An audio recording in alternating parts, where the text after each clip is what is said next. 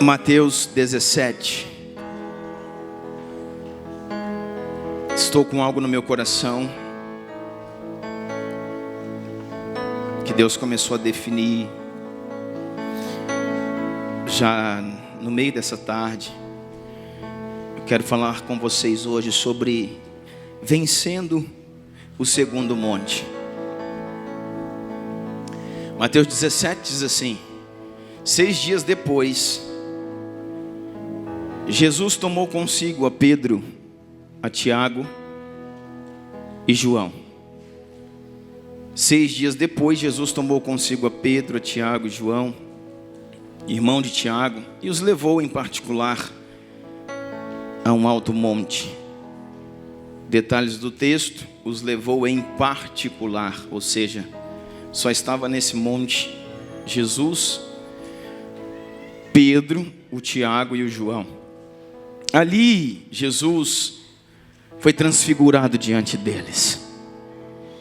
Sua face brilhou como o sol da justiça. As suas roupas se tornaram brancas como luz. Naquele mesmo momento, apareceram diante deles também Moisés e Elias, que conversavam com Jesus. Então Pedro, olha o Pedro disse a Jesus: uau, Senhor, é bom estarmos aqui. Senhor, é maravilhoso estarmos aqui. Senhor, não há outro lugar em que deveríamos estar. É muito bom, é maravilhoso estarmos aqui. Se o Senhor permitir, farei 3 tendas, uma para ti, uma para Moisés e outra para Elias. Enquanto ele ainda estava falando, ele foi interrompido então por uma nuvem resplandecente que os envolveu, e dela saiu uma forte voz que dizia: este é o meu filho amado, em quem eu tenho todo o meu prazer. A ele ouvi. Meu Pai, Jesus. Ouvindo isso, os discípulos prostraram-se com o rosto em terra e ficaram atemorizados. Mas Jesus se aproximou, tocou neles e disse: levantem-se, não tenham medo. E erguendo ele os olhos, não viram mais ninguém a não ser Jesus. Pai, a tua palavra, estamos diante dela. Que temor, Deus. Que reverência, Pai. Que responsabilidade, Senhor, falar de ti. Que gratidão, Senhor, por ser um ministro da tua palavra. Obrigado, Deus, por esse privilégio, por essa oportunidade de ministrar, Senhor, a essa geração, a estes homens, a estes pastores, nesse encontro de pastores, Pai. Fala conosco nessa noite, Deus, e desvenda aos nossos olhos aquilo que precisamos ver. Assim nós oramos em nome de Jesus. Mateus 17, irmãos, fala que depois de 6 dias, Jesus tomou Pedro, Tiago, João. Detalhes do texto nos mostra que não eram os 12 discípulos, eram apenas 3. Temos ensinado aqui aos irmãos que Jesus não faz acepção de pessoas. Ele não faz, a Bíblia nos garante isso. Jesus não faz acepção de pessoas. Não faz acepção de pessoas para salvar, mas faz acepção de atitudes, mas faz acepção de entrega, mas faz acepção de renúncia para usar, para dar autoridade. E aí sim Deus tem escolhido, irmãos, a dedo homens na terra. Haja visto que o Senhor tinha 12 discípulos, mas o Senhor só levou 3 a este lugar. 9 não foram, 9 permaneceram ao pé do monte e não subiram ao grande monte. Se você for estudar um pouco mais a história e entender, irmãos, esse é o Monte Tabor. Esse é o Monte Tabor. Esse é um monte profético, esse é um monte da revelação. A profecia, falar sobre o que é profético, falar sobre a profecia, tem muito a ver com discernir os tempos, tem muito a ver com discernir os céus, tem muito a ver com revelar os céus a uma geração. E é isso que o Senhor estava fazendo com esses homens. O Monte Tabor, por que ele é profético? Porque o Monte Tabor fica no território de quem? De Issacar. O Monte Tabor fica no território de Issacar, no território, que foi dividido as tribos, no território de Issacar. Issacar são os filhos da revelação. Quando você pega, as 12 tribos, cada uma delas tinha uma missão, tinha um ofício, tinha uma vocação. De Levi saíram os sacerdotes, de Judá saíram os reis, e de Issacar.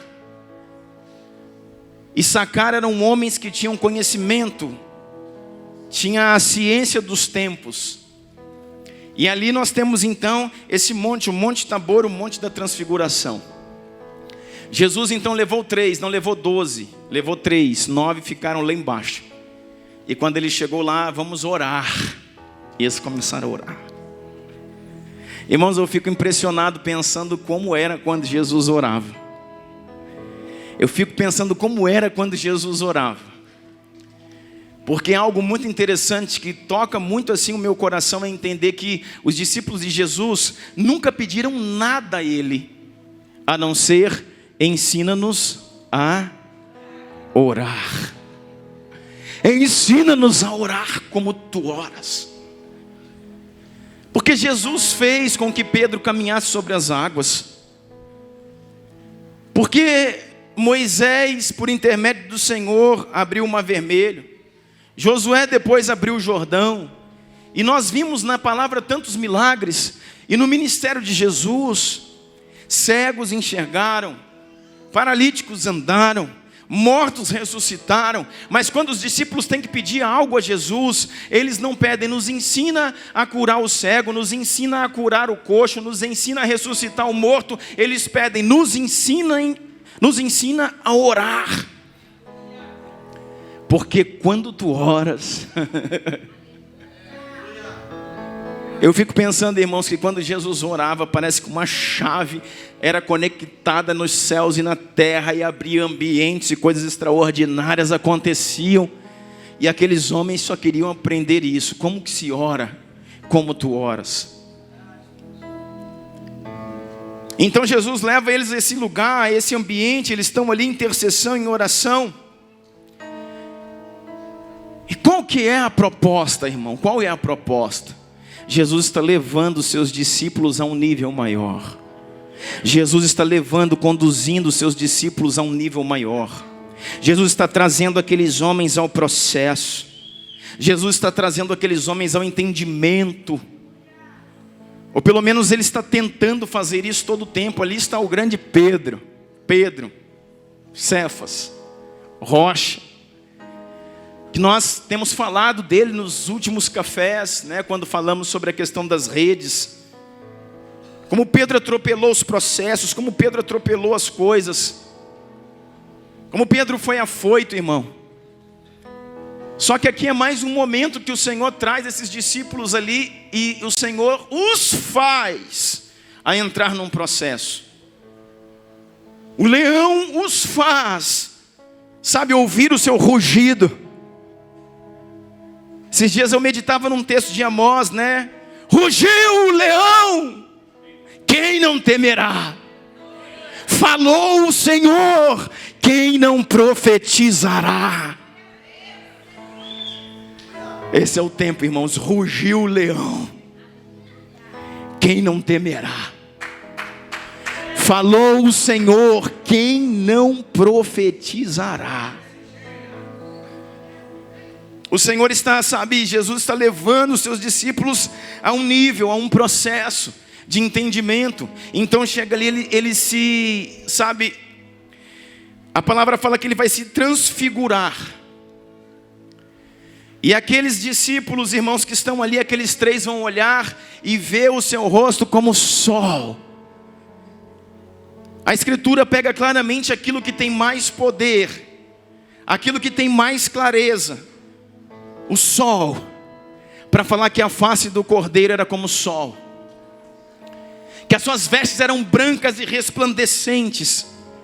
Em outro evangelho diz que nem o maior lavandeiro do mundo poderia trazer a brancura e a clareza de uma roupa como aquela. Irmãos, o que eles estão vendo é a figura de um Cristo glorificado. Pedro, Tiago e João estão aqui. E eu não sei se você tem, o cuidado de linkar algumas coisas. Um dia, o mesmo João, já velho, na ilha de Patmos, vai ver alguém e ele vai falar: eu conheço essa pessoa. Eu conheço essa imagem. Eu conheço essa face. Eu conheço essas roupas. É a figura do próprio Cristo, do próprio Yeshua, do próprio Senhor glorificado, transfigurado, aparece diante deles. Jesus já havia avisado aos seus discípulos que algum deles não conheceriam a morte antes que vissem revelado a glória de Deus. E isso vai acontecer com alguns homens, como por exemplo, esses homens estão vendo, antes de conhecer a morte, eles estão conhecendo a glória de Deus. E esses homens estão ali e de repente aparece de um lado Elias, o maior de todos os profetas. Depois do outro lado aparece Moisés, aquele que é o legislador, é a lei. Então agora nós temos a lei e os profetas. E nós temos também a graça manifesta na figura de Jesus, o Filho de Deus. Irmãos, eles estão num lugar ali tão gostoso, tão maravilhoso, de tanta revelação, de tanta graça, de tanta glória. Quem não ia querer morar nesse lugar? E Pedro, que sempre foi mais afoito, Tiago e João estão lá assim, meio que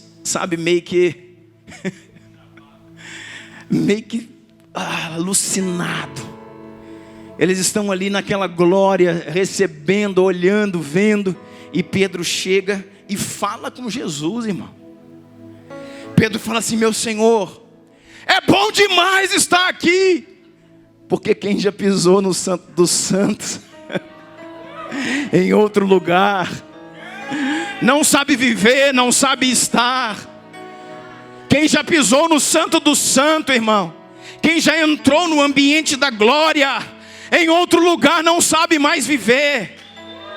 Esse é o convite do Senhor para nós nesse tempo: adentrar em ambientes de glória, adentrar lugares de glória, aonde a voz do Senhor é audível e aonde, irmãos, essa voz que se torna audível apaga, Paulo, abafa todas as outras vozes.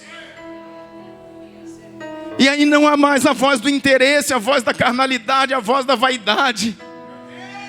Não há mais aquilo que é particular, aquilo que é meu, tudo é dele.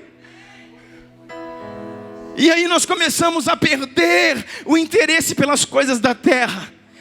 E como Paulo disse: eu tenho por perda todas as coisas pelo conhecimento de Cristo Jesus, o meu Senhor, no qual perdi todas as coisas para alcançar a Cristo. Quem já pisou no Santo dos Santos, quem já bebeu, irmãos da glória, quem já sentou nesse ambiente, não quer estar em outro lugar. Pedro está ali e Pedro diz assim: é maravilhoso demais estar aqui. E ele fala assim: vamos fazer 3 tendas. Eu faço 3 tendas, meu Senhor. Uma para o Senhor, uma para Elias e uma para Moisés. Eu faço 3 tendas. Irmãos, Elias e Moisés, que honra estar diante desses homens. Que honra estar diante desses homens. Eu por muito tempo, eu vi Moisés de um jeito, vi Elias de outro jeito, e tenho, aprendido a entender a revelação plena desses homens, desses personagens. A Bíblia fala de homens, irmãos, que o mundo não era digno deles. Hebreus vai falar sobre isso, Hebreus 11. Eu olho para esses caras e fico pensando. Eu olho para o legislador Moisés e para o profeta Elias. Eles estão lá na monte da transfiguração. Sabe, eu penso Pedro, Tiago e João olhando, eles estão trêmulos, eles estão alucinados, eles estão, chorando, babando, eles estão dizendo. E sabe qual é o meu pensamento, irmãos? 3 estão vendo isso, só que 9 não estão. A totalidade é 12. E eu quero dizer, irmãos, 3 é minoria, se nós pensarmos nos 12. Não é a maioria, não é a metade, é uma minoria. Eu quero dizer que Deus faz acepção de pessoas para liberar autoridade. Eu quero dizer para você que Deus faz acepção de pessoas para doar, irmão, para entregar galardão. Sabe, de pessoas que estão entendendo, que estão se movendo, que estão respondendo, que ouvem, entendem, se movem em favor daquilo, irmãos, obedecem, entregam. Não são mais parados por nada dessa terra. Não são mais parados por nada dessa terra. Sabe, as pessoas estão ali trabalhando, estudando, querem casar. As pessoas querem estudar, querem se formar. E isso é bênção, é ótimo, é excelente. Mas existem alguns homens, irmãos, que nada disso está prendendo eles. Nada disso está prendendo eles. Homens que estão começando a ouvir o céu e a responder o anseio do coração do Senhor. 9 estão lá embaixo. Só 3 estão aqui em cima. E sabe o que acontece se você continuar lendo esse texto? Nós não vamos ler. Você vai ver que chega um momento que eles têm que descer, porque lá de cima do monte eles começam a avistar que tem bagunça lá embaixo. Tem crise, está uma guerra lá embaixo. Sabe por quê, irmãos? Porque os 9 se envolveram com um problema que não conseguiam resolver, enquanto os 3 estão na nuvem de glória. Assim, irmãos, é um reflexo, é um retrato da igreja. O anjo veio aqui nessa noite, ó, tirou aqui uma foto. Não vou ficar de frente para ele, tirou uma selfie. E nesse conjunto que chamamos de reino, irmãos, nós vemos gente em todas as dimensões. No primeiro andar, no segundo, no 8º, no 10º e no 20º. De forma que todo mundo está no mesmo endereço, é o mesmo prédio. Só que cada um está num apartamento. De forma que quem está no 101 não enxerga como quem está no 1001. Tem gente lá embaixo brigando, quebrando pau, uma bagunça. Eles estão quase chegando às vias de fato. Porque um pai de um menino está enfurecido lá embaixo, porque trouxe um filho endemoniado aos discípulos de Jesus e chegou lá perguntando: cadê Jesus? Cadê Jesus? Cadê Yeshua? Disseram para ele: Jesus não está aqui, foi orar e só levou 3. Mas os outros estão aqui. Esses são os 9 discípulos de Jesus. Então tem 9 aqui. E o pai falou: que bom. E o pai pede então para aqueles 9, para que pudessem orar pelo menino, para que pudessem curar o menino, para que pudesse libertar o menino da casta de demônio que estava sobre eles. E esses 9 não puderam. E esses 9 correram para cá, correram para lá, oraram. E vinha e voltava e gritava e orava e chorava e ajoelhava e nada. E a casta do menino estava lá. De forma, irmãos, que o pai desse menino começou a bater boca com os discípulos, os discípulos com os meninos, e os fariseus chegaram na jogada e acusavam, e irmão, virou uma bagunça. Sabe por quê, irmãos? Porque quem ora entra no ambiente de glória, quem não ora dá trabalho.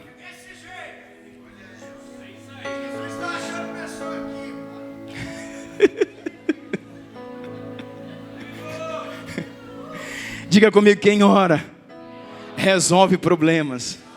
Quem não ora dá problemas. Aqui é um lugar de confronto, irmãos. E eu quero falar isso. Quero falar isso para você com amor. Não é te julgando, não é apontando. Não é, eu não quero que o diabo coloque isso no seu coração.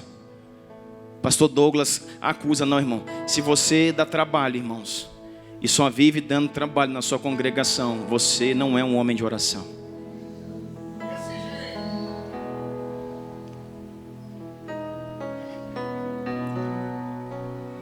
Tem membro de igreja, irmãos, filho de igreja que dá trabalho, tem pastor que dá trabalho, irmão. Tem líder que dá trabalho, tem músico que dá trabalho. E dá trabalho, um trabalho atrás do outro, é uma coisa atrás da outra, é uma coisa atrás da outra. Sabe por quê, irmãos? Porque você não ora. Quando você aprender a orar, os céus se revelarão a você, e Deus alinhará o seu coração, e arrancará de você tudo aquilo que é de carne, e te dará um novo coração, um novo entendimento e uma nova autoridade.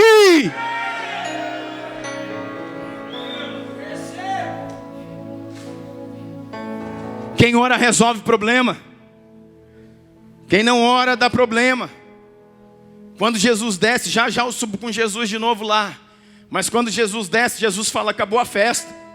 E Pedro falou, nós não vamos morar aqui. E Jesus falou, não. Olha lá seus irmãos lá, ó. Se a gente não descer agora, o povo vai matar eles. Vão linchar eles. Porque eles são conhecidos como a igreja, porque eles são conhecidos como profetas, porque eles são conhecidos como apóstolos, porque eles são conhecidos como aqueles que andam com o Deus encarnado, porque eles são conhecidos como aqueles que curam, que libertam, que salvam, que transformam. Mas nesse momento, eles nada podem fazer.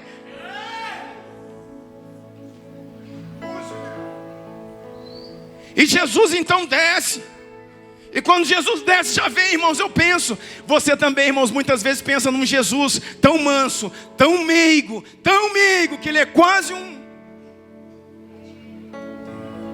Jesus não é esse que você pensa, irmãos. Jesus é um homem. Jesus, ele veio na essência do Senhor. Se estabeleceu num homem de honra. Que quando tinha que falar, falava. Que quando tinha que gritar, gritava. Que quando tinha que brigar, brigava. E que quando tinha que mandar o chicote, também mandava. Quando ele entra no templo, ele foi para a igreja adorar. Ele foi para a sinagoga. Era a casa de oração. Quando chega lá, irmão, a sinagoga virou comércio. É como muitas igrejas hoje. Virou comércio, virou barganha. Virou entretenimento, virou circo, virou bagunça. E Jesus não chegou lá e ficou chorando. Oh meu Deus, oh meu pai, não. Jesus chegou lá, sentou e começou a orar. Ele sentou lá atrás e começou a orar. Só que ele pegou, irmãos, umas tiras de couro e começou a fazer um azorrague. Vai lá, está escrito na Bíblia. Ele não foi lá e arrumou, não, ele fez uma azorrague. Uma azorrague tem 12 tiras de couro trançado. Ele pegou uns couros e foi fazendo. Enquanto ele fazia, ele observava o ambiente e orava. Ele é cheio do Espírito Santo. Eu acho que ele estava Ramangadabá, Castuia, Manacara, Manamanae.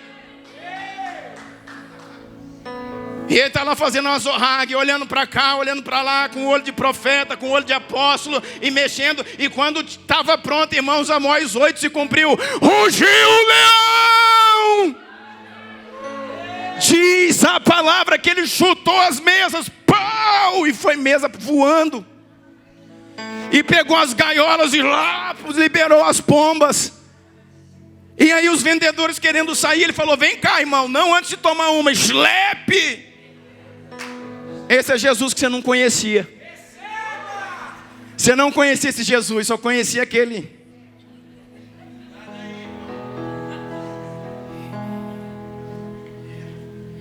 Jesus é amor, irmãos, e é justiça.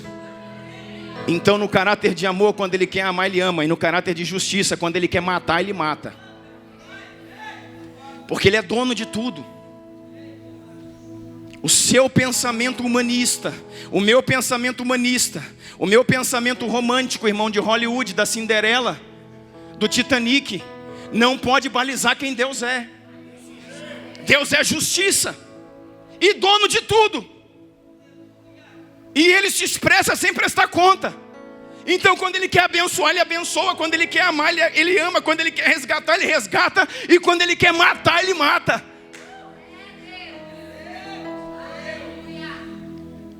Ah não, pastor, o senhor não conhece. É porque esse Deus que o senhor está falando é lá do Antigo Testamento.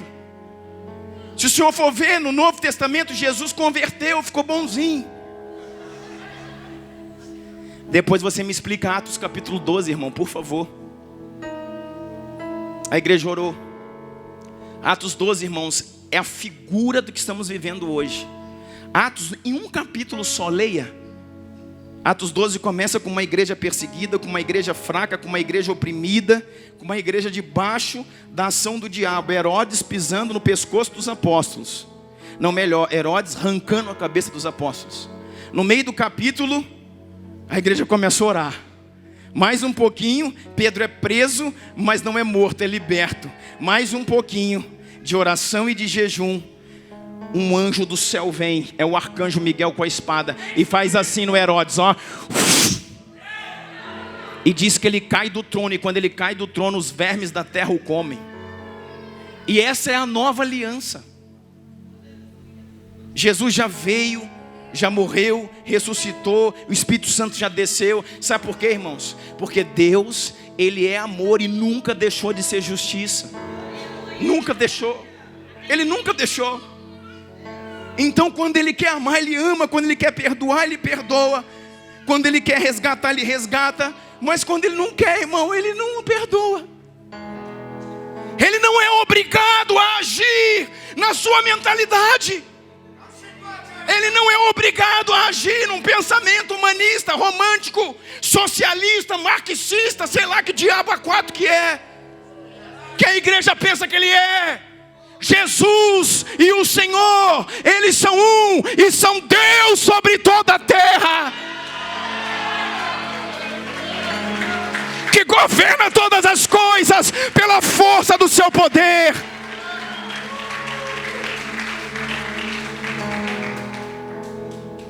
Governa todas as coisas pela força do seu poder.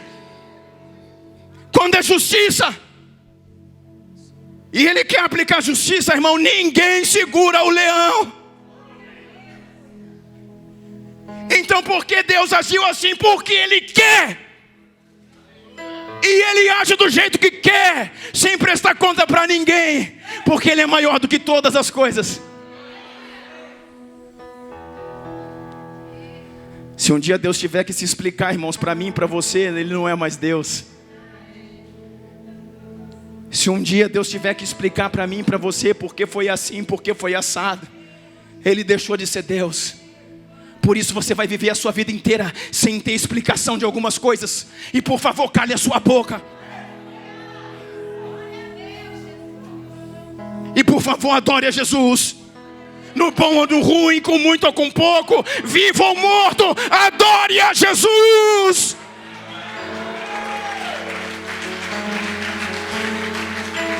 Essa é a igreja que vai salvar o mundo.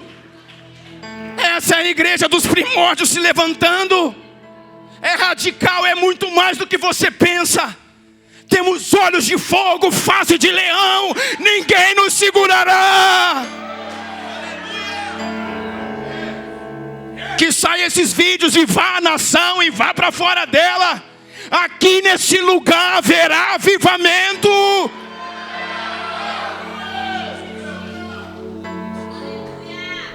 Porque uma igreja entenderá o Senhor como realmente Ele é. E o Senhor desce do monte e vem imponente como leão. E quando chega lá aquela confusão, Jesus chega e diz: ah! É o grito do leão, todo mundo para. O que está acontecendo aqui? Aí vem o pai do menino: eu trouxe meu filho endemoniado, espumando pela boca, convulsionando, e trouxe aos seus discípulos e eles nada puderam fazer. Aí Jesus olha para os discípulos e diz: seus miseráveis. Está lá na Bíblia, irmão, lê lá. Esse é Jesus, irmão, que você não conhecia também. Até quando estarei no meio de vós, miseráveis, incrédulos, fracos? Está lá na Bíblia, irmão, lê aí o restante do capítulo. Até quando eu vou ter o desprivilégio? Não sei se existe essa palavra, se não existe, inventei agora. O desprivilégio, o desprazer, obrigado. O desprazer de caminhar no meio de vós. Esse é o Jesus que você não conhece. Esse Jesus, irmão, é da graça, ó. Aí ele volta para o homem: e você? Aí o homem: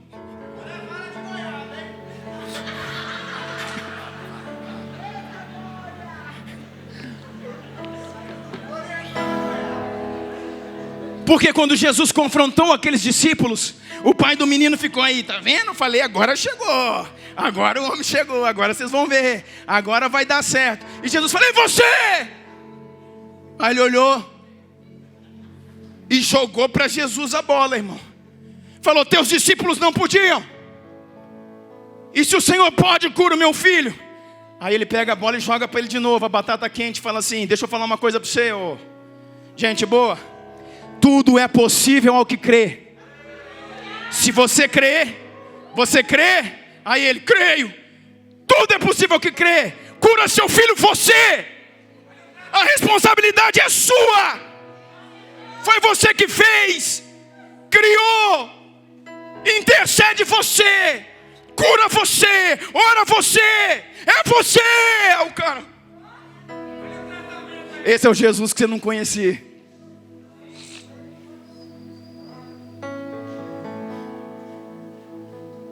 Tudo é possível que crê. Você crê? E Jesus falou: então faça. Aí ele: oh meu Deus, por favor, ajuda-me na minha falta de fé. O homem crê ou não crê? Ele devolveu para Jesus e falou: eu não creio não, é só um blefe. Eu não creio. Eu não dou conta não. Jesus olhando para aquele menino disse: espírito imundo, desapareça desse lugar.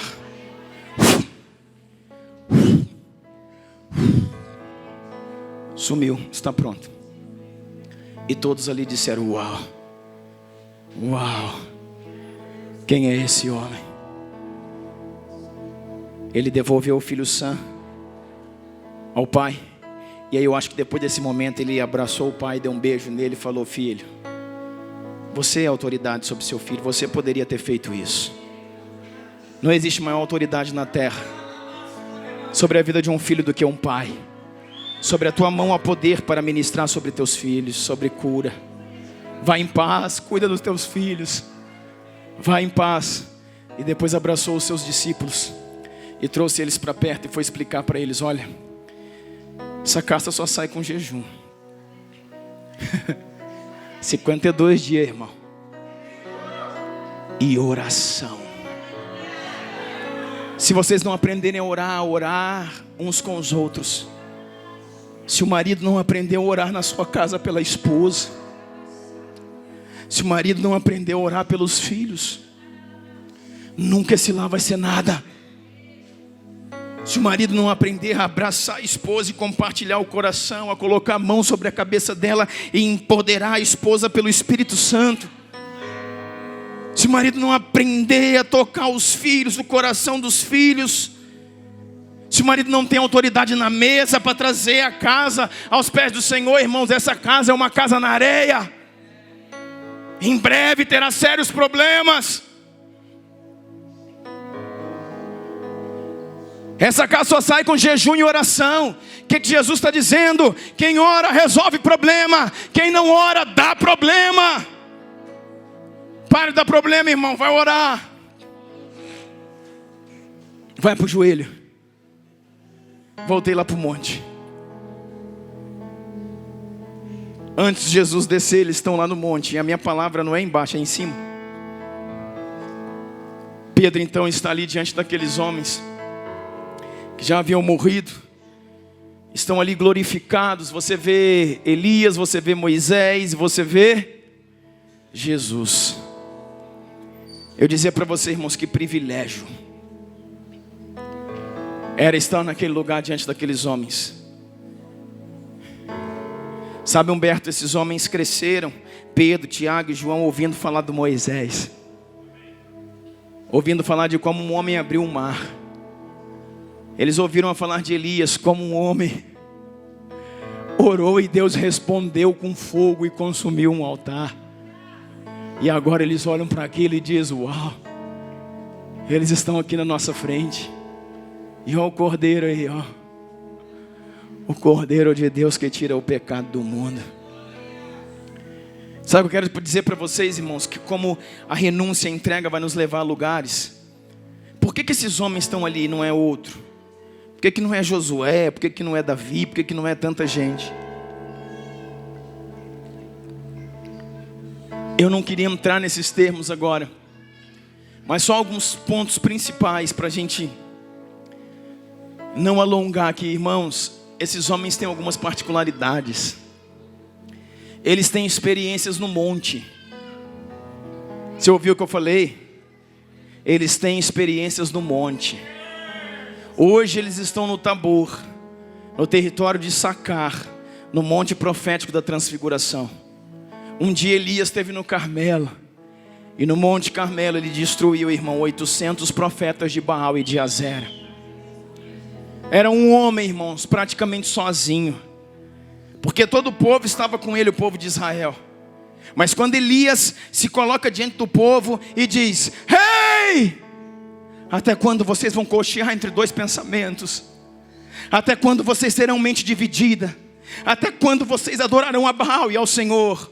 Até quando vocês não largarão esse mundo maldito para se entregar verdadeiramente ao Senhor? Até quando? Lá em cima do Monte Carmelo. E o povo, diz o texto, não respondeu nada. O povo se calou. E a hora que o profeta, irmão, baixa a cabeça, põe a mão na testa e diz: meu Deus, o texto diz isso, irmãos. Depois você vai lá ler em 1 Reis 17. Ele diz assim: Deus, eu estou sozinho.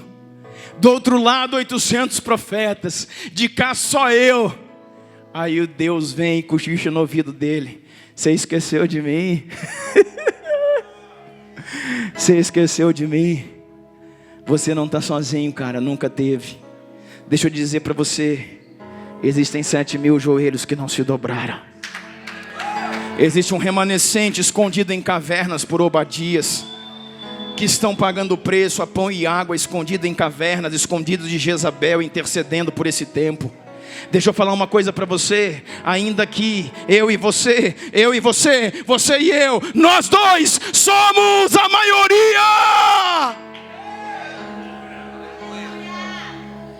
O profeta volta ao lugar. Esse é o Elias. E começa todo o projeto que falamos aqui no domingo passado. Reconstrói o altar que está em ruínas. Porque, irmãos, o seu papel, o papel da igreja, irmão, não é mandar fogo. O papel da igreja não é mandar fogo. O papel da igreja é restaurar o altar. Porque se você restaurar o altar, se você corrigir a sua vida, se você consertar o seu casamento, se você consertar suas finanças, se você consertar a educação dos seus filhos, se você consertar o seu coração, Deus responderá por fogo.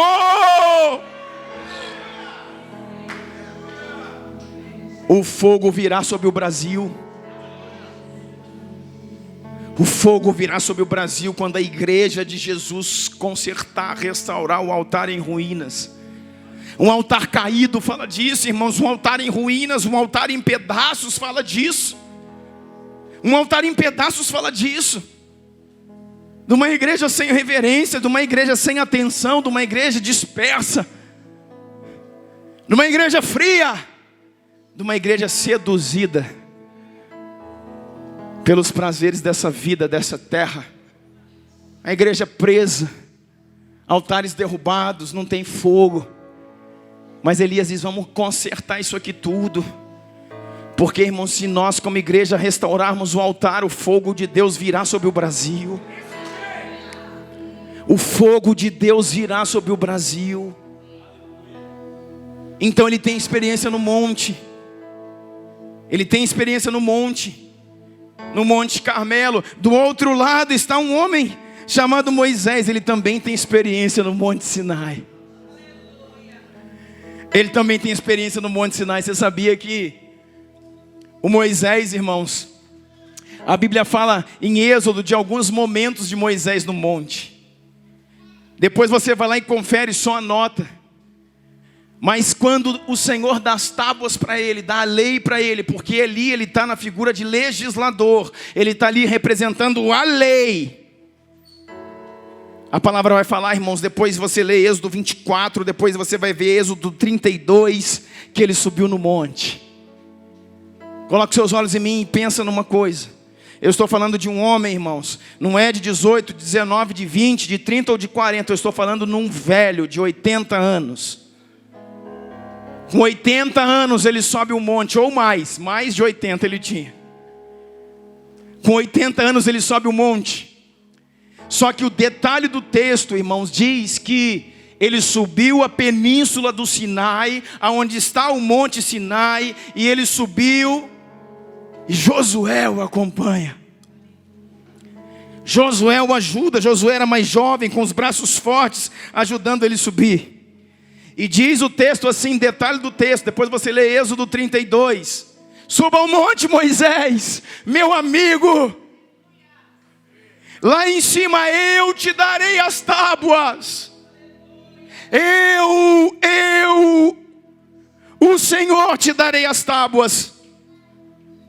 E diz então que Moisés sobe, só que detalhe, ele tinha 80 anos. Mais um detalhe, ele não sobe sozinho, sobe com Josué. Mais um detalhe, ele não leva as tábuas, porque Deus deu para ele as tábuas. Mais um detalhe, na hora que ele tem as tábuas na mão, o Senhor começa a falar os mandamentos, a aliança. E o dedo de Deus estalha as pedras em fogo, o dedo de Deus escrevendo nas pedras. Moisés está olhando aquilo e dizendo: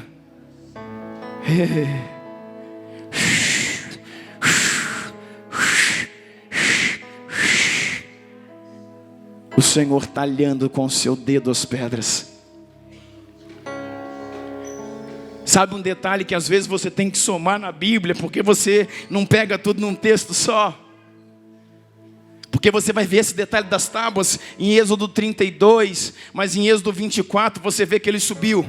E ele subiu a um certo lugar no monte, e Josué estava com ele. A partir desse momento Josué não pode mais, agora é só o amigo de Deus.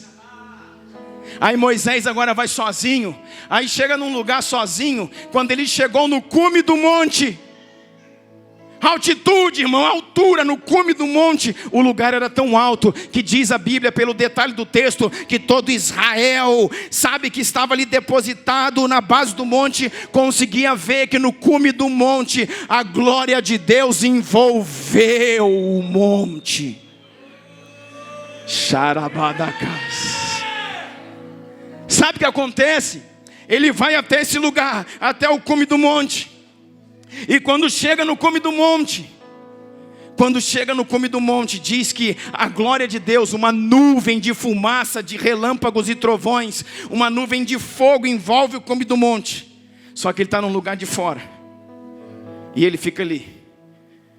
Sabe quanto tempo? 7 dias.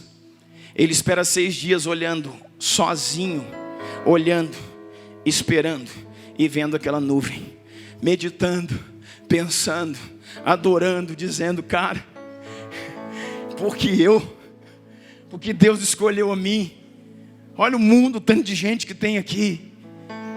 Deus está aqui de cima comigo. Aquela nuvem, irmãos, relâmpagos saíam daquele monte. A nuvem negra cobria todo o cume do monte. E Ele está ali. E diz o detalhe do texto que no 7º dia, então, o Senhor se apresenta e diz: Moisés, entre na nuvem. E ele entrou na nuvem. E ele sairia de dentro da nuvem 40 dias depois. 40 dias depois, em jejum, diante do Senhor, dentro da nuvem. Esse é o homem que está lá do lado do Yeshua. Você acha que é fácil, irmão, caminhar do lado de Jesus em níveis de autoridade?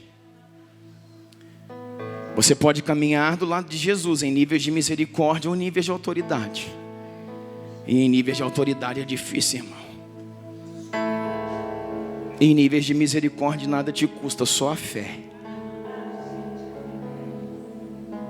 Quando Ele pega e escreve tudo isso lá, o Senhor escreve tudo, Ele desce. Deixa eu resumir para você. Quando Ele desce, sabe o que o abençoado do Arão fez? Um bezerro de ouro. E todo Israel está adorando o bezerro de ouro. E lá uma orgia, uma bagunça.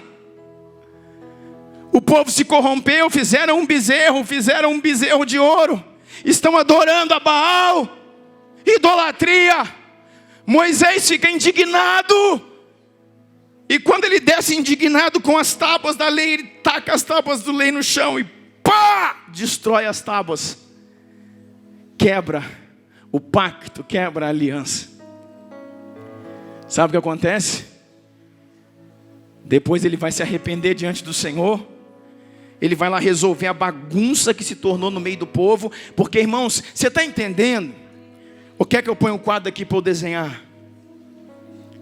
Mais uma vez, quem está na intercessão está resolvendo o problema. Quem está embaixo está dando o problema, irmão. Aí é a diferença. Quem estava embaixo do monte da transfiguração era a igreja, eram 9, eram escolhidos, eram abençoados e eram problemáticos. Quem está embaixo do monte Sinai é Israel, é povo de Deus e é problemático. A igreja precisa sair desse lugar, irmão, de problema, de encrenca, de milindre, de infância, de criança. Sai de baixo, sobe o monte. Sobe o monte. Para de perguntar por quê. Para de falar que não sabe. Para de falar que não aguenta. Você aguenta, você sabe, você pode e você vai.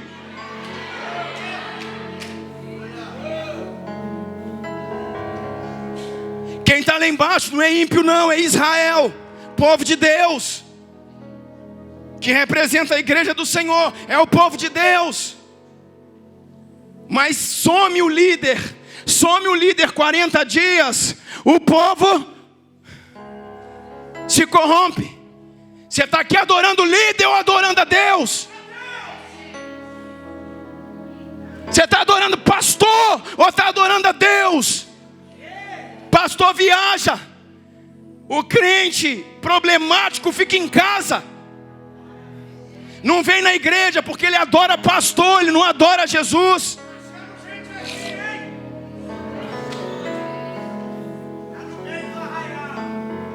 Hoje pastor não está aí, vou fazer uma visita.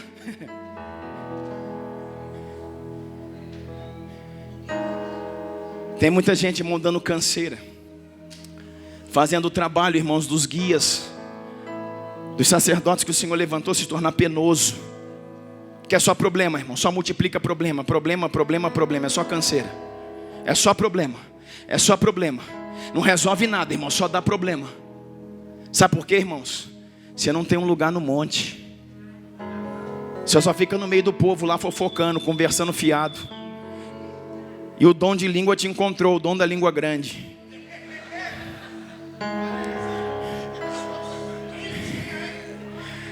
Aí fala de um, fala de outro, fofoca daqui, fofoca dali. Vai lá no ouvido do irmão, vou te contar uma coisa aqui, irmão, não é fofoca não, é para você interceder. É só para você interceder, mas eu vou te contar. Isso chama, irmão, intercessoca. É só para você ficar sabendo, sabe? Poder orar pelo irmão. E é só problema, irmão, é só problema. Porque você não resolveu ir para cima. Você não resolveu desbravar um monte. Sabe por quê? Deixa eu falar para você porque você não quer ir lá. Porque para subir no monte tem que pagar o preço. Para subir no monte tem que jejuar 40 dias. Para subir no monte tem que enfrentar Deus face a face. Para subir no monte tem que olhar para Ele e Ele falar: larga isso, sai daqui, entrega isso, resolve isso. E sabe qual vai ser a sua reação? Diante dele, irmão, não tem mais volta. Ou você faz, ou você faz. Por isso que você não quer subir um monte. Por isso que você está no raso aí, está mais fácil. Comendo a picanha e tomando açaí. Quem estava lá embaixo era igreja. Quem estava lá embaixo era igreja. Quem estava lá embaixo era igreja. Não estamos falando de ímpio não. Pastor da igreja sumiu 40 dias. Foi ver Deus, falar com Deus, entrar nos rios do Senhor. Quando desce, o povo se converteu. Bagunça, fofoca, confusão, sexo, prostituição, idolatria, bagunça. Moisés ficou tão revoltado, irmãos, que ele perdeu a cabeça. O líder, o Moisés, e quebrou as tábuas. Aí o Senhor diz: vai lá, entra no meio do povo e resolve essa bagunça primeiro. Depois você vê a forma extraordinária como isso aconteceu. Moisés vem, resolve o problema, põe tudo no seu lugar, organizado. Depois Moisés chega para o Senhor e diz assim: ó Deus, está tudo organizado, me perdoa pelo meu povo. E me perdoa porque eu quebrei a aliança, o pacto. Eu quebrei. Aí Deus fala assim para ele: eu te perdoo. Olha para mim, para você ver como é que funciona. Eu te perdoo. Deus falou: perdoado está, filho. Ele falou: obrigado, Senhor. Só que ele falou: só que eu preciso da lei de volta. E Moisés falou: e agora, Deus? E Deus falou: sobe o monte de novo. Você ri, né? Irmão, um velho de 80 anos. Pensa quanto custou esse momento. Aí Gênesis, Êxodo 34 vai falar do retorno de Moisés ao monte. Só que aí ele estava lá se preparando. Aí o Senhor falou assim: só que dessa vez Josué não sobe contigo. Você vai sozinho. Diga assim comigo: o caminho de volta é possível, mas é mais difícil.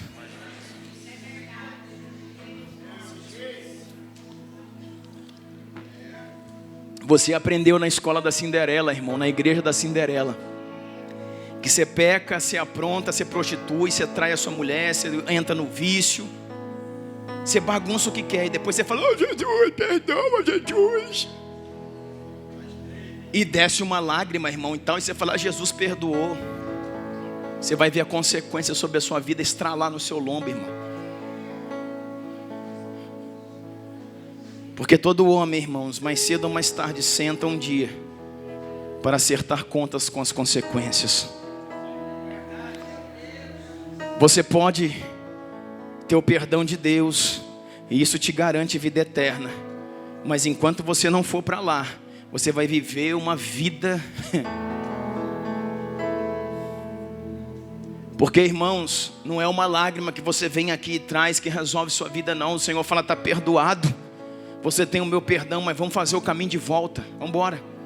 E Moisés falou: e agora? Agora Josué não vai contigo, sobe o monte. E ele tinha que subir o monte.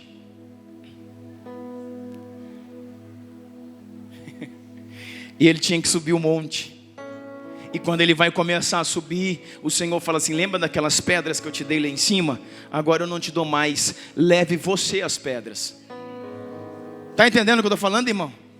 leve você as pedras. Aí Moisés falou: o quê? Irmão, eram 2 pedras desse tamanho. Eu fui estudar, elas tinham aproximadamente 1,20 m, de 1 metro a 1,20 m, de 10 centímetros a 12 centímetros de espessura. Pensa quanto que pesa uma pedra dessa, irmão. Eu não sei como é que um homem leva isso nas costas, eu tenho certeza que não é. Amarrou, botou um carrinho, uma roda, arrastou, não sei. Eu sei que ele subiu uma montanha levando 2 pedras, que deveria pesar mais de 100 quilos cada uma. Quando ele chegou lá em cima, o Senhor começou a falar para ele: meu amigo, você está aqui de volta, fumaça. E o Senhor pede para ele mais 40 dias. Talvez ele tenha pensado: eu estou fazendo isso, mas eu vou conseguir algo sobrenatural, e nunca mais, talvez eu precise passar isso. Mas voltou depressa. 40 dias de jejum novamente.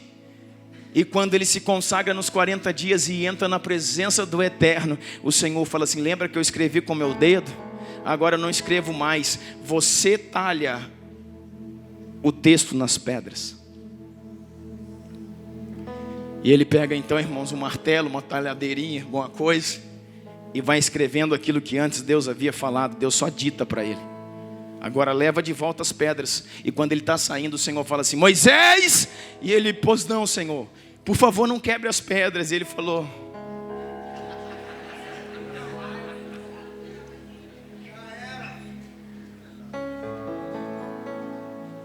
sabe o que acontece, irmão? Só uma coisa.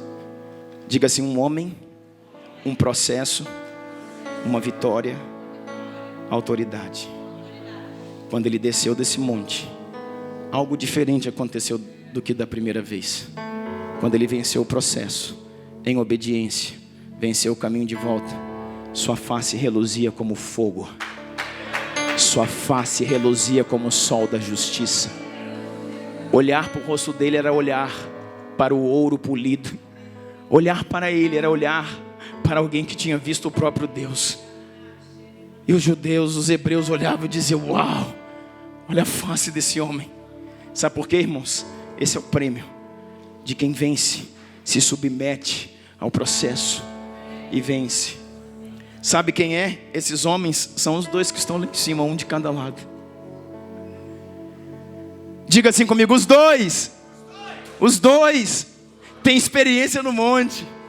Os 2 jejuaram 40 dias. Os 3 jejuaram 40 dias. Não faz diferença jejuar, não. Só tem 3 no monte da configuração, da transfiguração. E os 3 jejuaram 40 dias. Já pensou nisso? Que os únicos 3 homens que a Bíblia fala que jejuaram 40 dias são os que estão lá. Você já pensou nisso? Quer ver mais alguma coisa?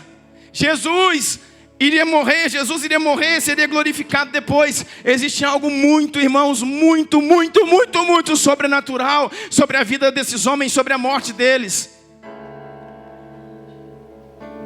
Antes eu pensava que o Elias, ele desiste do seu ministério e entra num lugar de pressão, coagido por Jezabel, rainha dos Sidônios.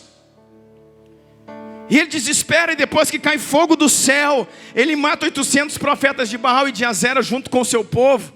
E depois ele entrega o ministério, fala: estou fora, Senhor. Eu cansei, meu Deus. O Senhor começa a falar com ele, ele entra na caverna e não sai da caverna. E nem Deus conseguiu tirar ele de dentro da caverna. Então o Senhor fala assim: eu vou te levar. Sabe por quê, irmãos? Porque aquilo que você é ainda é mais importante do que aquilo que você pode fazer.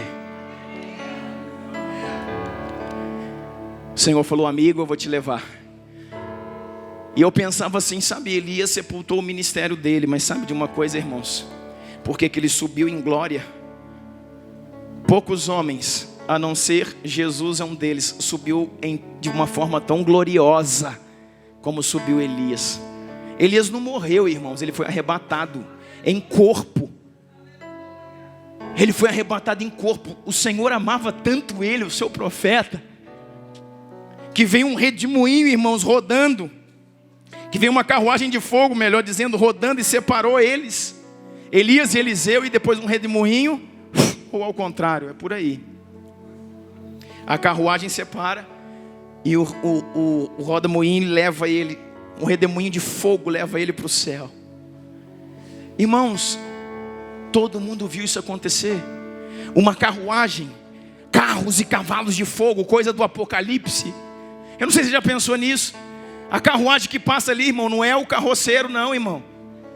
A carruagem de Deus, um carro de fogo passa e separa. Eles estavam tão juntos, Elias e Eliseu, que teve que uma carruagem passar e cortar. E aí vem um redemoinho de fogo rodando e o homem vai subindo no meio do fogo. Pensa se esse homem não é aprovado. Quem que é aprovado então? Sabe o que eu aprendi nesses dias, irmãos? É porque no desistir da sua missão, no cansaço, porque ele amava Deus, mas ele se frustrou com o povo não respondia, o profeta cansou, acabou com as forças dele, mas antes dele subir, ele preparou um sucessor, que concluiu toda a sua missão. Então aquilo que Elias não terminou, Eliseu, que recebeu a capa de Elias, ou seja, é o espírito de Elias que está sobre ele, completa a missão. Deixa eu te falar uma coisa que talvez você nunca pensou. Eliseu pede porção dobrada de Elias. A Bíblia diz, vai lá contar direitinho, Elias fez 7 grandes milagres, e Eliseu pede porção dobrada. Eliseu faz 14 grandes milagres. Aí você fala, então Eliseu é maior. Não, no relógio de Deus, Elias fez 21 grandes milagres. Porque tudo aquilo que Eliseu fez na missão de Elias, no encargo de Elias, no legado de Elias, com a capa de Elias. Elias fez 21 grandes milagres, e por isso ele é o maior dos profetas. Então ele subiu e nunca ninguém mais viu o seu corpo, porque ele foi arrebatado. Se você olhar para Moisés, talvez você nunca viu falar isso. Deuteronômio fala da morte de Moisés, mas quem escreveu Deuteronômio foi ele mesmo. Então ele fala, há tantos dias em tal lugar morreu Moisés com 120 anos, ele que está escrevendo. Um homem que tinha revelação para escrever sobre a sua própria morte. Falou, no dia tal, em tal lugar, não sei o que, morre Moisés. Esse era ele. E da forma como ele escreveu, aconteceu. Que homem que é esse, irmão?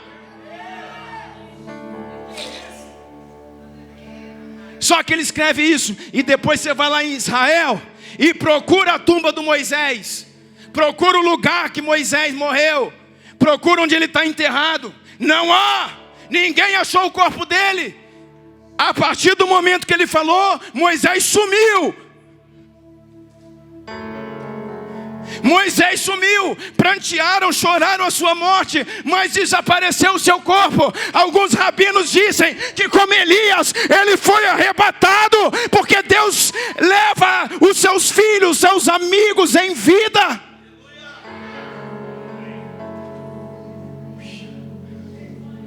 Judas vai falar que um dia um arcanjo de fogo se levantou para proteger o corpo de Moisés. Satanás veio requerer o corpo, e Deus libera o arcanjo e diz, segura o corpo. Esse corpo, no original grego, é soma. E soma não quer dizer que é um corpo morto. Soma quer dizer algo que emite sombra. O corpo então poderia estar vivo. Vem, mano, já chega. O corpo poderia estar vivo. E no arrebatar de Moisés, uma intervenção de Satanás, ainda nas dimensões do Espírito, um arcanjo de Deus, o maior dele, diz que Miguel saiu com a espada e dizia, em Moisés ninguém toca. Protegeu o corpo de Moisés. Não se viu o corpo, não se fala do corpo, não há túmulo. Moisés, Elias, Jesus. Você já achou o corpo de Jesus? Tem semelhança entre Moisés, Elias e Jesus?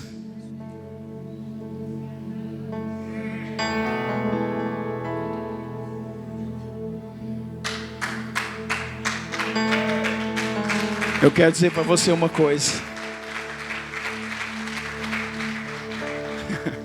Sobe um monte para você ver o que é bom para tosse. Qualquer dia vai ter gente arrebatada aí, irmão. Enoque andou com Deus e já não era, porque Deus o levou para si. Enoque era um homem, irmãos, que não escreveu carta, não escreveu livro, não lutou com ninguém, não matou ninguém. Ele amava tanto Jesus, amava tanto a Deus, tanto a Deus, tanto a Deus, que ele foi andando com Deus, andando com Deus. E cada dia ele foi chegando mais perto do céu do que da terra, mais perto do céu do que da terra, mais perto do céu do que da terra. Um dia o Senhor falou assim: fica aqui mesmo, não volta mais não. E diz: Enoque andou com Deus e já não era, porque Deus o tomou para si. Essa é a igreja que transformou o mundo, irmãos. Não é essa igreja pé de chinelo da teologia da Cinderela que vive no nosso tempo. Sabe o que eu quero dizer? Eu preciso acabar. Sabe o que eu quero para dizer? Esses homens são maravilhosos, tremendos, poderosos. Só que vou te dar mais uma pérola dessa história. O detalhe do texto diz assim: olha, Pedro falou: epa, é bom demais estar aqui, eu quero ficar aqui, eu quero morar aqui. O que você acha, João? Eu acho também. O Tiago também acho. E o Pedro diz: aqui é a nossa vida, vamos fazer uma tenda.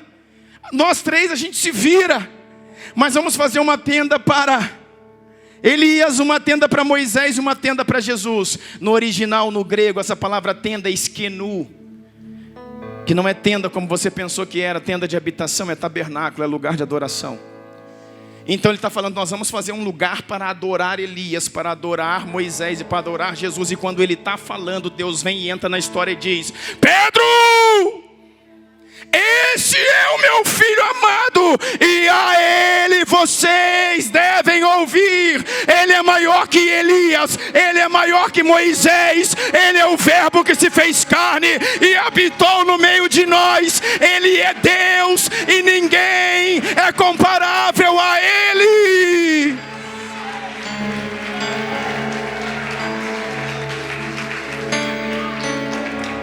Ninguém é comparável a ele. Por maior que seja, por mais tremendo, com tanta semelhança, ele é o Cordeiro de Deus que tira o pecado do mundo.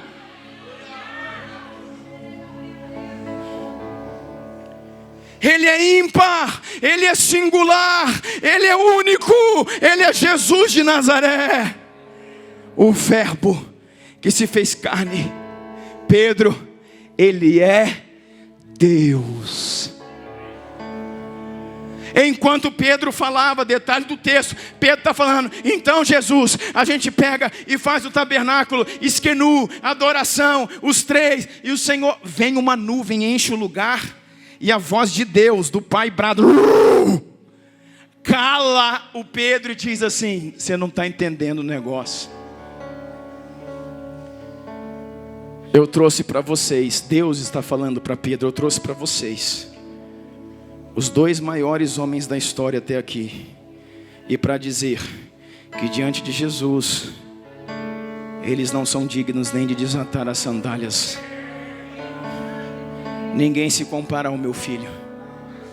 Ele é Rei de reis, Senhor de senhores, autor e o consumador de todas as coisas.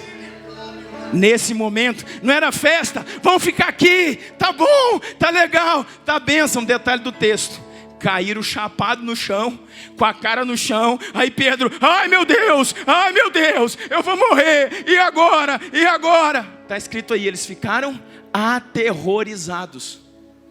Por quê, irmãos? Rugiu o leão, quem não temerá? O Pedro chapou no chão e está desesperado agora, dizendo: que hora que acaba?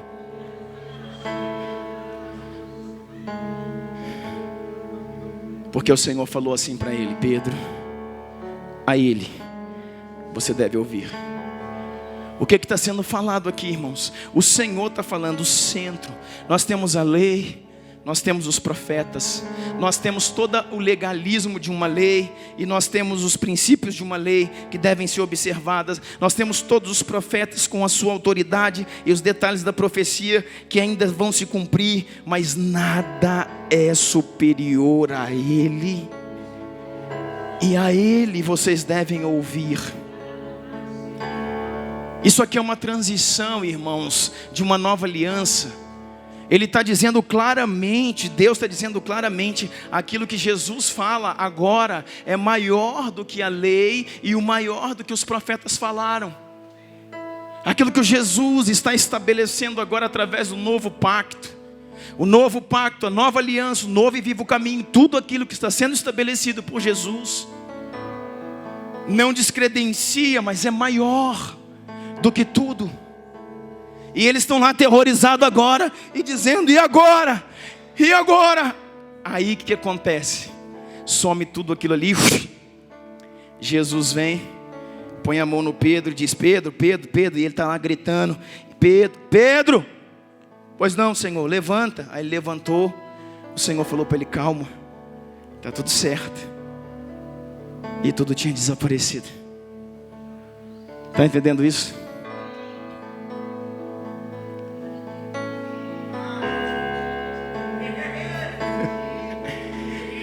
O Senhor levou eles para lá, para um lugar de entendimento. Não foi para ver milagre que eles foram lá, pastor Guilherme.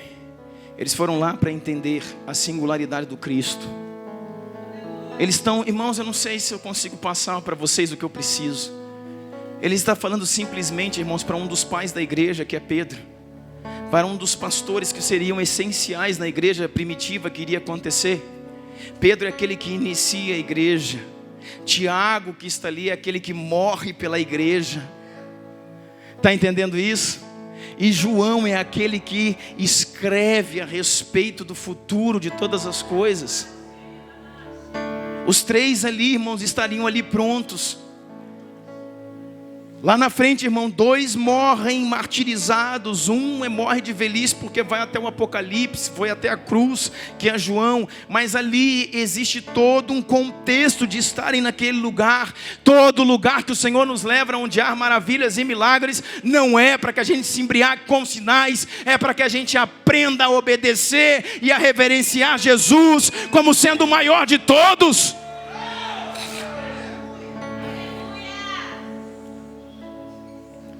Passando esse momento, vocês sabem o que aconteceu lá embaixo. E aqui a gente termina. Esse é o Tabor. Diga comigo, esse é o Tabor. O Monte da Transfiguração. Diga, um lugar de revelação, de visões inefáveis, de conhecimento profundo, de prazer inigualável que eles tiveram ali. Pedro, irmãos, por um momento, sabia que Pedro era casado. Pedro tinha mulher, irmão. Por um momento ele falou: não, vamos morar aqui. Esquecer de tudo, a gente vai morar aqui em cima. Porque isso aqui que é vida. Tá diante de uns homens desses, meu Deus do céu. Logo em seguida, depois de um tempo, nós vamos terminar aqui. O Senhor leva eles acima de outro monte, onde tem um jardim. E esse lugar é chamado de Getsemane, que recebe o título dessa mensagem: vencendo o segundo monte. Jesus vai levar, irmãos, presta atenção comigo. Jesus vai levar aqueles que Ele está separando, aqueles que Ele está preparando, aqueles que Ele desvendou o céu diante deles e mostrou o poder, a graça. Vai levar eles para um lugar agora, para um segundo monte. Quando chega lá, eles sobem um monte de novo. Vão a um lugar chamado Getsemane. Alguém sabe me dizer o que significa Getsemane? A palavra Getsemane. O que significa no original Getsemane? Sabe o que significa? Prensa de azeite. O Senhor está levando os seus filhos para a prensa de azeite. O Senhor está levando o movimento apostólico e profético dos próximos dias para a prensa de azeite. Sabe por quê? Coloque seus olhos em mim. Porque a prensa não é só um lugar de ser exprimido, de dor. É um lugar que quando você é exprimido, é extraído de você o melhor que você pode dar, o melhor que você pode entregar, o melhor que Deus quer tirar de você. A palavra Getsemane significa prensa de óleo ou prensa de azeite. Jesus, oliveira verdadeira, está sendo espremido. Jesus, oliveira verdadeira, chega num lugar. Mateus 26 vai contar isso. Chega num lugar e ele está angustiado ali. E a Bíblia diz que ele está angustiado, que ele começa então a suar gotas de sangue. O sangue desce pelos seus poros e sai com o suor. E ele vai novamente, olha para mim. Ele vai novamente com os 12 até um ponto. E chegando nesse ponto ele diz: agora Pedro, Tiago e João, meu Deus, vocês vão até aqui, vocês ficam daí, intercedam por mim e vão até um lugar. Chegando lá, irmão, nesse lugar, o Senhor fala assim: nós precisamos orar agora. E eles veem, irmãos, olha para mim, querido, por favor. Eu queria pedir, irmãos, para quem está se movimentando, parasse. Nós vamos terminar e eu preciso da sua atenção. Que você não desfoque no que está acontecendo aqui. Jesus para diante deles e é um Jesus diferente. Não é o Jesus transfigurado. Não é o Jesus com a face como o sol. Não é o Jesus que flutua, não é o Jesus super-herói, não é o Jesus que ruge. É um homem com a roupa de um carpinteiro, com os cabelos longos, com lágrimas nos olhos, com sangue descendo no corpo, dizendo: por favor, orem por mim. Talvez aqueles homens nunca pensaram em passar por esse momento. Agora Pedro, Tiago e João olham para o outro e dizem: cara, não parece o mesmo Jesus. Esse monte não tem nada a ver com o monte da transfiguração. Esse monte não tem nada a ver com o Tabor. Olha para Jesus. E Jesus está ajoelhado lá na frente, um pouco mais à frente dele, sozinho, dizendo: Pai, se for possível, passa de mim este cálice. Mas a oração dele não termina aí. A oração faz uma vírgula e diz: mas seja feita a tua vontade. Irmãos, é muito claro para nós que o cálice que Jesus está pedindo para que seja passado não é a cruz. Essa era a missão dele. Não é a cruz. O medo maior que Jesus estava sentindo, porque também ele era homem, não eram os cravos, não era a dor, era o afastamento de Deus. Era o afastamento do Pai. Jesus começou a orar então e dizendo: meu Pai, desde a criação, desde o Gênesis, nós estávamos juntos e nós fomos um. Lá nós criamos os céus, os mares, os firmamentos. Lá nós sempre estivemos juntos. Desde que eu vim para essa terra, nós continuamos a ser um. Só que agora, nessa cruz, nesse lugar que é a minha missão, eu carrego todo o pecado da humanidade. E eu sei que o pecado faz separação entre mim e o Senhor. Então eu terei que enfrentar a cruz, não com a essência de Cristo, mas com a essência de homem. Já pensou isso?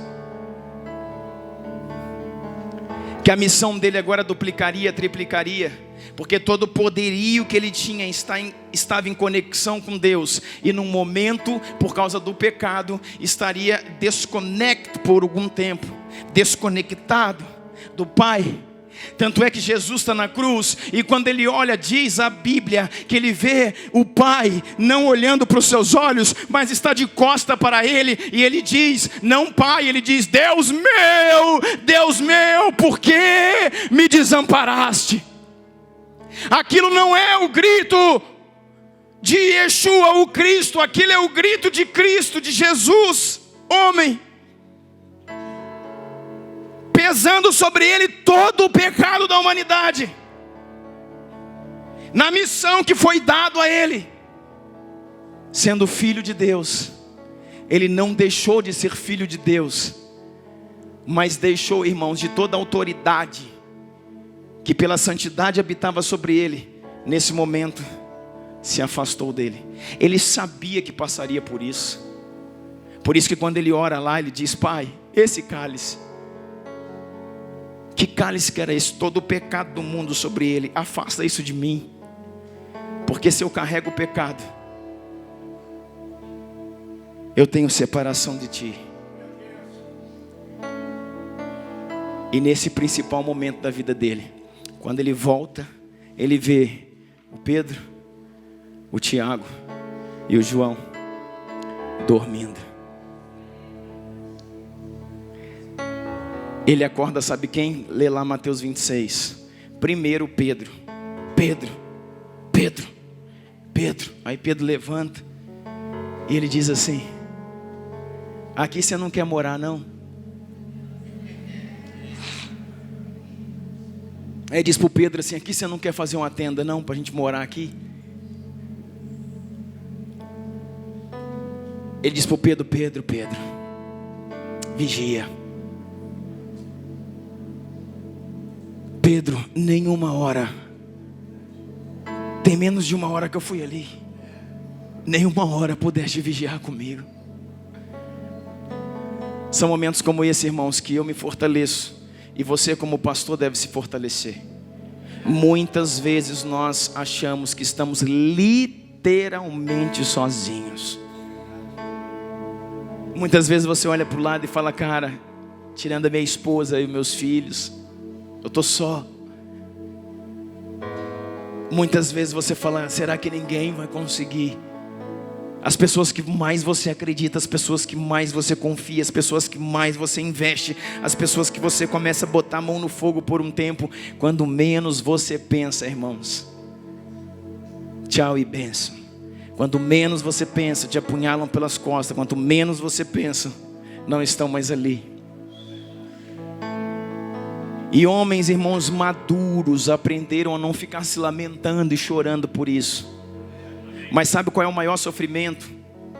Não é por causa da ingratidão, não é por causa das perdas, dos fracassos, é por causa, irmãos, o nosso choro, o nosso grito, é por não ver o propósito avançar.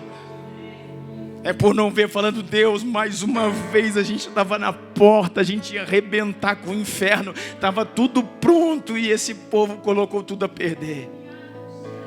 Mais uma vez nós vamos ter que remar mais 6 meses, remar mais um ano, remar mais um ciclo.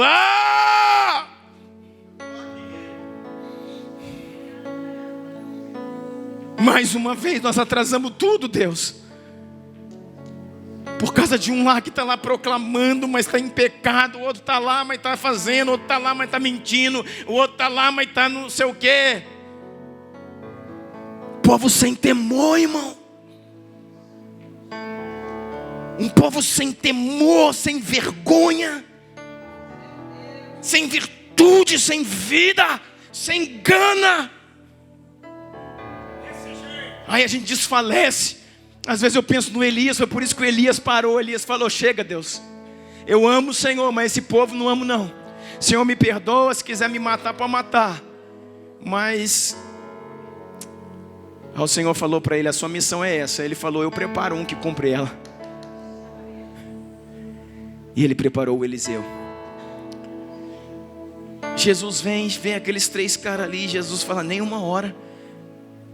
Aquele lugar, irmãos, era Jesus empurrando aqueles homens para o propósito, empurrando aqueles homens para entregar, para renunciar. E esse é o lugar, irmãos, que a igreja da teologia Cinderela não quer entrar. Porque Jesus não pede isso, não. Ele só pede para você comer picanha. Jesus não pede isso, Jesus não faz isso. Jesus...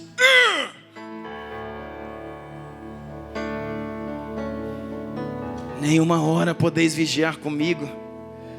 Irmãos, deixa eu falar uma coisa, depois você vai lá e lê Mateus 26. É o Pedro. Ele chama o Pedro, Pedro levanta, e depois chama os outros, nenhum dos três. Mas por que ele fala primeiro com Pedro, irmãos? Porque Pedro era o que estava na frente. É porque Pedro, dias atrás, lá na transfiguração, foi aquele que falou: vamos ficar aqui, vamos arrumar, vamos fazer. Tem um monte de irmãos em Pedro. Vamos fazer, vamos acontecer, fazer um show, fazer isso, fazer aquilo, vamos movimentar, vamos não sei o quê. Aí chegar na hora, vamos irmão, vamos para fazer isso. Nós vamos ter que jejuar 40 dias, botar o joelho no chão, chorar, dizimar, ofertar, colocar dinheiro.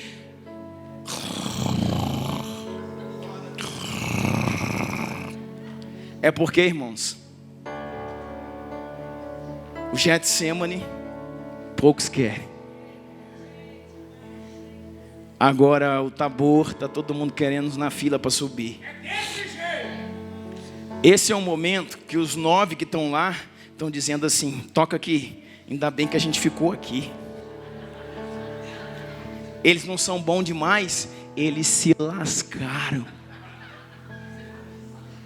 Eles não são bonitão, eles não são, a balinha do pacote.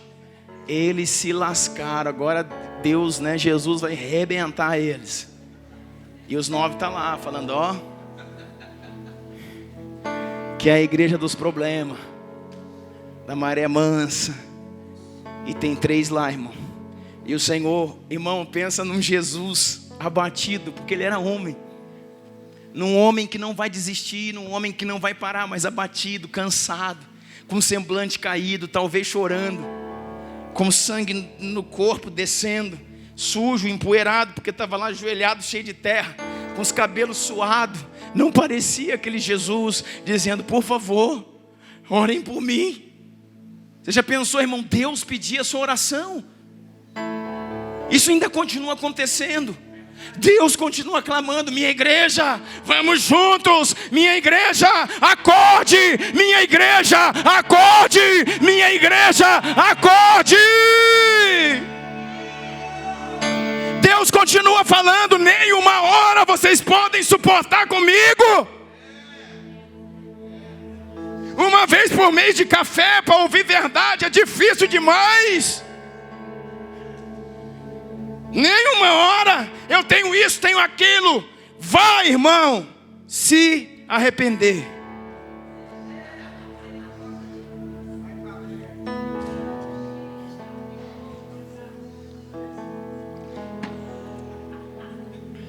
O Senhor continua gritando.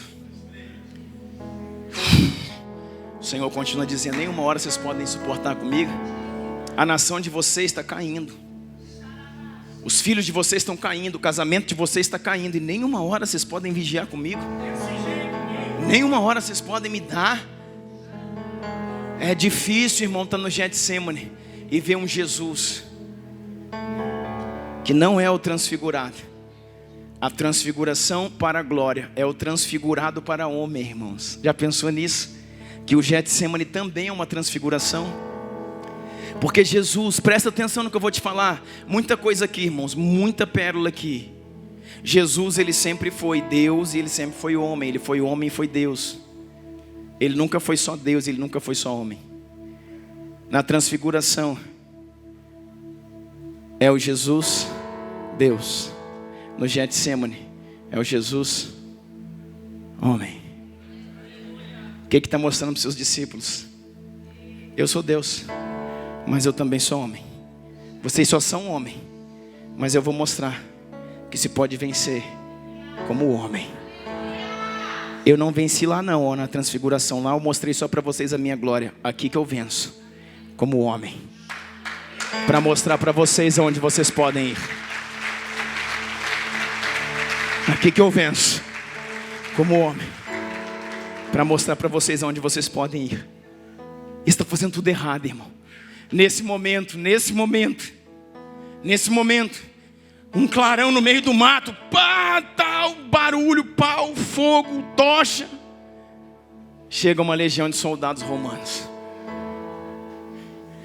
Jesus tem Pedro, Jesus tem Tiago, Jesus tem João, todos dormindo. Os outros 9 estão lá rindo da cara dos que estão dormindo, tomando bronca aqui. Os outros 9 não, os outros 8. E um aparece no meio do mato, o traidor, para beijá-lo. Olha a igreja dele. Essas horas que eu falo, Jesus, eu estou bem demais, me perdoa porque eu sou hipócrita. Eu sou bom demais, Jesus, está tudo muito bom. Aí vem o Judas lá. Aí Jesus olha para ele desse jeito, irmão. Era só o que me faltava. Jesus olha para ele e fala, aí ele chega, irmãos. E o pior é que nessa hora, é tão interessante, que nessa hora Jesus se move com amor. Hein, pastor Marquinhos, para Judas. É o momento que podia descer o chicote nele, né? E ele chega lá, aqueles guardas dizem assim, quem que é ele, quem que é ele? Aí o Judas fala, aquele lá, aquele mais à direita, aquele na ponta. E os guardas falaram, cara, não tem jeito de saber quem é, eles são todos iguais. Pegou? Eles são todos iguais. Eles têm a mesma roupa, eles têm o mesmo cabelo, eles têm a mesma barba, eles estão tudo do mesmo jeito. Jesus é igual à sua igreja.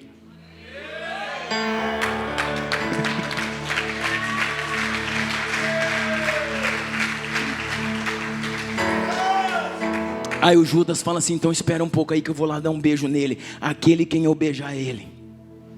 Aí o Judas vai lá, segura a cabeça de Jesus, olha nos olhos dele, irmão, pensa isso. E beija a sua face. Beija a sua face, dá um beijo nele, porque essa era a saudação dos hebreus. Quando ele vira as costas, dá um passo saindo, o seu braço é agarrado pelas mãos de Jesus. E Jesus fala assim, por que vieste? Por que fizeste isso? Amigo. Sabe o que Jesus está falando para ele, irmãos? Nesse momento que eu creio, você está perdoado.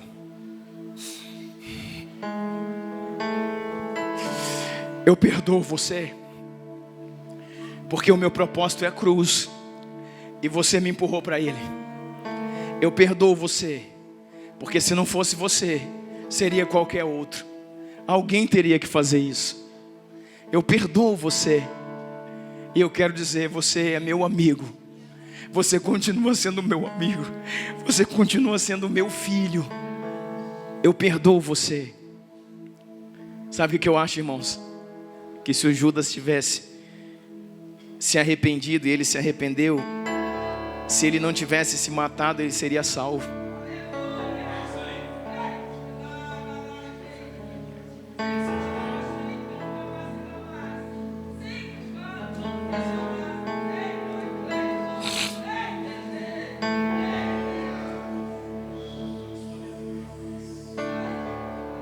Eu não posso julgar o coração dele, não sei o que aconteceu. Ele jogou lá, devolveu as moedas dele, desesperou, foi lá se enforcar. Mas o Senhor falou para ele, você é meu amigo. Porque assim, alguém ia ter que fazer isso. Se não fosse você, ia ser outro. Então você está perdoado.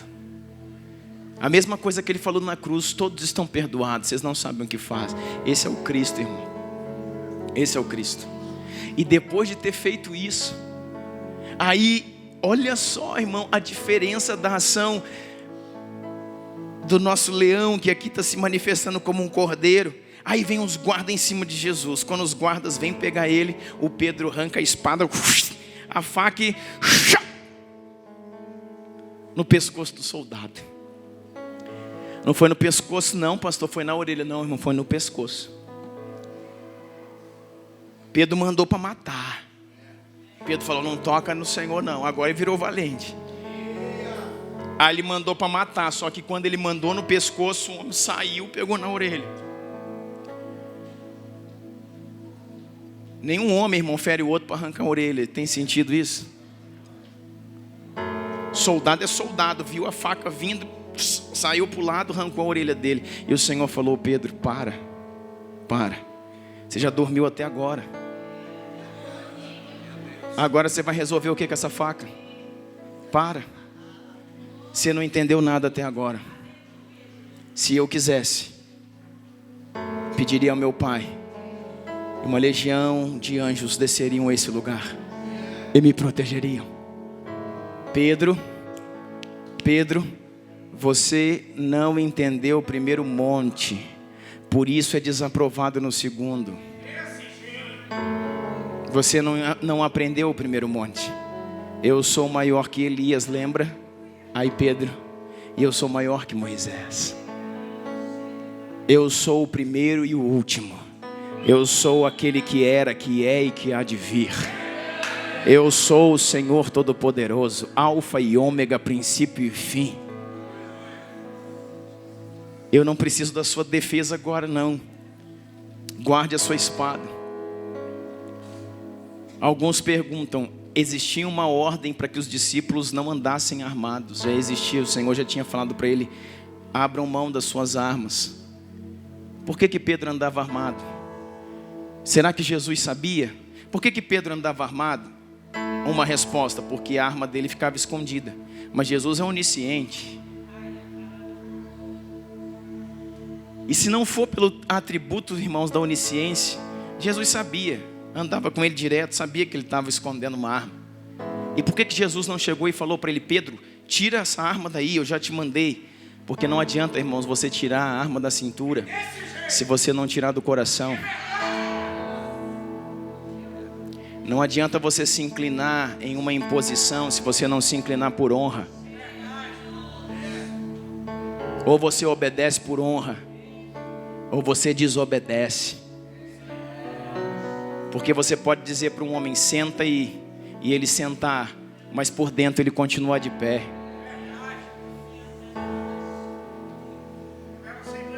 Então o Senhor estava balizando todas as coisas, dizendo, sabe por que vocês estão desaprovados aqui?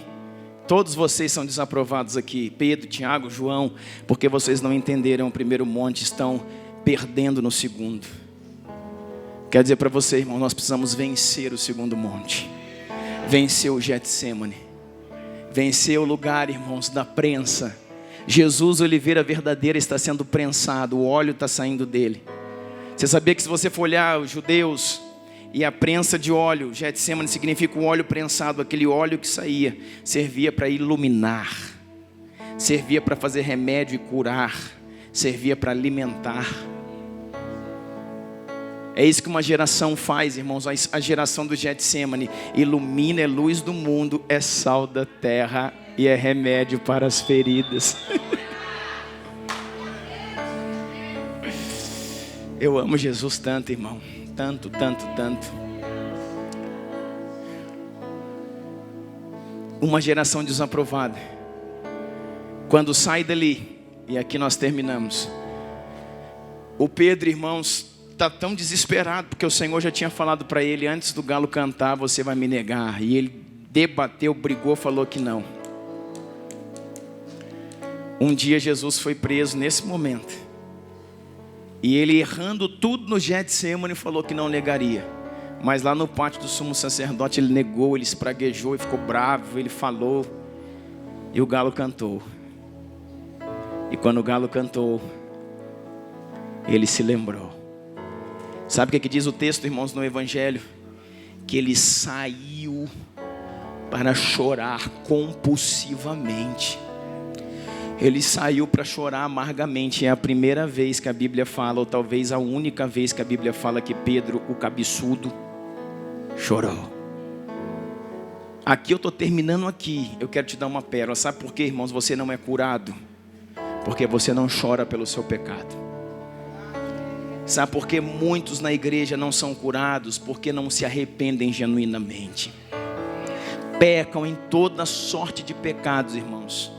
Pecam na prostituição, no adultério, na fornicação, na pornografia, no vício, não seja no que for. E no outro dia, irmãos, está com riso no rosto, como se nada tivesse acontecido. Sabe que eu quero aconselhar você? Vá para sua casa, coloque pano de saco, ajunte cinza na sua cabeça, entre em jejum e chore, lamente o seu pecado, você será liberto dele. Você será liberto dele. Sabe por que você não é liberto desse pecado, irmão? Porque você está na teologia da Cinderela. Jesus morreu por mim, eu só preciso falar, Jesus me salva. E eu estou falando isso, mas já tem 5 anos que eu estou falando isso e parece que não salvou ainda. Porque não depende só dele não, irmão. Depende de você, da sua posição. Depende de você chorar pelo seu pecado. Depende de você falar: Deus, eu sou um desgraçado, eu sou um miserável, me perdoa, eu sinto dor, Deus, eu sinto dor por ter falhado contigo, por ter ferido o corpo, eu sinto dor por ter ferido o corpo, eu sinto dor. Irmãos, a Bíblia diz que o Pedro, daquele lugar, quando o galo canta, ele sai para um lugar sozinho, começa a chorar, chorar, chorar. No original diz que ele chorou compulsivamente. O Pedro, turrão, aquele Pedro teimoso, virou um menino chorando, dizendo: meu pai. Ele chorava, chorava, chorava, chorava, arrependido. Por isso que o Senhor voltou para buscá-lo. O Senhor voltou para buscá-lo.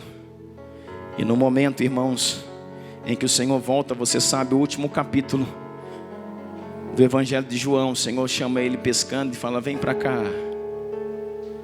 eu vou te reposicionar no seu processo, na sua vida, eu vou te fazer você ser quem você acha que era, mas nunca foi. Apacenta minhas ovelhas. Fez o apóstolo virar pastor. Apacenta minhas ovelhas, cuida de quem eu amo. Se você não fizer isso por amor a eles, faça por amor a mim. Cuide de quem eu cuidaria, ame quem eu amaria. O que Pedro sempre falou: eu morreria por ele. No momento X não morreu. Mas chega um momento, irmãos, que Pedro tem mais uma oportunidade. Você já pensou nisso? Olha aqui, nós vamos orar agora. É nova aliança. Sabe qual foi a salvação que o Senhor deu para Pedro? Não é: cara, você me traiu, você errou, você falou que ia morrer, você falou: irmão, olha aqui para mim, se você não perder isso aqui, eu falei que morreria por ti e não morri, falei que entregaria a minha vida e não entreguei, falei que faria e não fiz tudo errado, fiei o pé na jaca, me arrependi. Aí o Senhor vai lá, perdoa ele e diz assim: tá tudo certo. Essa é a teologia Cinderela. Não precisa subir um monte de novo, não. Jesus fala para ele: tá tudo certo, eu te perdoo, se agora só fica bonitinho, certinho, não faz nada errado não. O Senhor fala assim: eu te perdoo, te dou uma nova chance. Chance de quê, Senhor? De morrer por mim. Você falou que ia morrer lá, não morreu, eu vou te dar uma nova chance, te perdoo, te dou uma nova chance e agora você morre. É nova aliança, irmão. E esse momento chegou. E quando esse momento chegou, Pedro falou: eu estou pronto. Não vou fugir, não vou correr, vou enfrentar, vou para a glória, ver o meu Senhor, o meu Salvador. Só peço uma coisa para vocês: se a minha morte, de que estilo que é? Disseram para ele: a sua morte é a cruz. E ele falou: por favor, não me crucifiquem como ele morreu. Não sou digno de morrer como ele morreu. Me crucifiquem sim, de ponta cabeça. E ele assim morreu, de ponta cabeça. E o seu espírito foi para a glória, para a eternidade. Porque é essa a igreja que o Senhor levantou. Sabe o que o Senhor falou para ele antes disso? Quando o Senhor resgatou ele na pesca: você está pronto, cara, pode ir. Seu chute não vai mais para fora. Eu acertei sua pontaria. Vai embora, arrebenta agora. O Senhor convoca uma igreja a vencer o segundo monte. Você nunca passará pelo Getsemane se não entender o Monte Tabor. Você nunca vencerá no Getsemane se não entender a transfiguração. Se você entende a transfiguração, o Getsemane se tornará fácil para você. Porque tudo é por Ele, para Ele, por meio dEle. Amém? Fique de pé comigo.